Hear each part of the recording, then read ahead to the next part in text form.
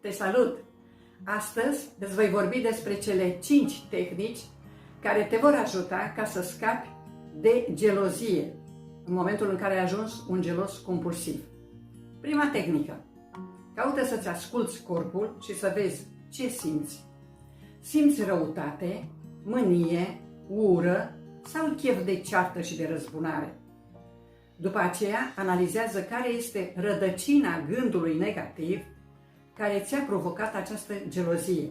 După ce l-ai găsit, lucrează cu el, adică găsește tehnicile care te pot ajuta ca să transformi gândul negativ într-altul pozitiv. A doua tehnică. Nu transforma sentimentul de gelozie într-o panoramă publică. Nu te dă în spectacol. O tânără la un curs de terapie îmi povestea că atunci când s-a dus cu soțul ei la o nuntă, i s-a părut că un bărbat oarecare i-a făcut cu ochiul. Atunci el a înfipt mâna în părul ei și a măturat cu ea pe jos în timpul nunții. Într-adevăr, din nuntă a făcut un spectacol. A treia metodă. Fii foarte atent cui îi povestești tot ceea ce ți se întâmplă. Dacă la serviciu, pe stradă sau la cumpărături te-ai întâlnit cu o cunoștință, cu un coleg, cu un prieten care ți-a făcut un compliment, ți-a spus o frază romantică, nu te duci acasă să-i spui acest lucru partenerului tău, mai ales dacă știi că este gelos. A patra metodă, caută ca să analizezi ce se ascunde în spatele geloziei. Ce parte din activitate se ascunde? Este partea sexuală, pentru că ești purtat de mai mulți parteneri? Este partea financiară, pentru că aduci un salariu mai mare în casă? Sau este partea comunicativă, pentru că tu vorbești mai bine în public, pentru că ești mai comunicativ cu cei din jurul tău și te poți relaționa mult mai ușor decât el.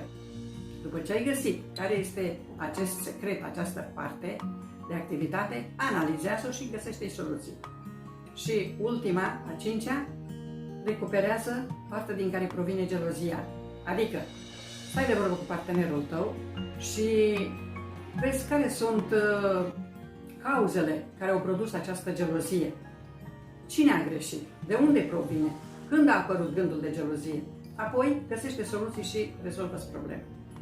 Dacă cu niciuna din aceste 5 metode nu poți ca să soluționezi problema, îți mai dau o posibilitate. Spune partenerului tău că îți iei un timp de pauză, de tăcere. După un timp, spune că ai găsit pe cineva care te place. Pui pe cui se scoate. Dacă îi convine, bine, dacă nu, spune că te desparți. Acum fii foarte atent, că ai 2 șanse. Una, să-ți spună, mă bucur, succes și mergi mai departe. Sau o să deschidă brațele și să spună, dragă, îți mai dau o oportunitate. Fii foarte atent și trebuie să fii tare și puternic aici în interior, pentru că poți să pierzi sau poți să câștigi, indiferent că ești femeie sau bărbat. Dacă vei triumfa, înseamnă că este un caz fericit. Iar dacă vei eșua, nu o să face probleme, pentru că din aceasta nu trebuie să faci o tragedie. Orice pereche are o dată de expirare și înseamnă că data ta de expirare a dus-o gelozia. Gelosul nu te iubește niciodată, dar el dorește ca să fie iubit. Oamenii, în general, cei mai mulți, nu știu să iubească sănătos sau nu pot, pentru că iau sentimentele reprimite și nu pot ca să își dea drumul să iubească în mod natural și firesc, pentru că ei au fost răniți, maltratați în viața lor de părinți, de parteneri sau de prieteni. Gelosul nu este nici simpatic, nici simpatizat, pentru că îi cade rău în ochii partenerului. Suflete drag, dacă tu ești acela care ești gelos compulsiv, sau dacă perechea ta este un gelos compulsiv și ai ajuns la maltratare fizică sau psihică, pune-te în mâna unui psiholog, a unui psihoterapeut, pentru că altă soluție nu ai. Ba da, mai există una, să te desparți.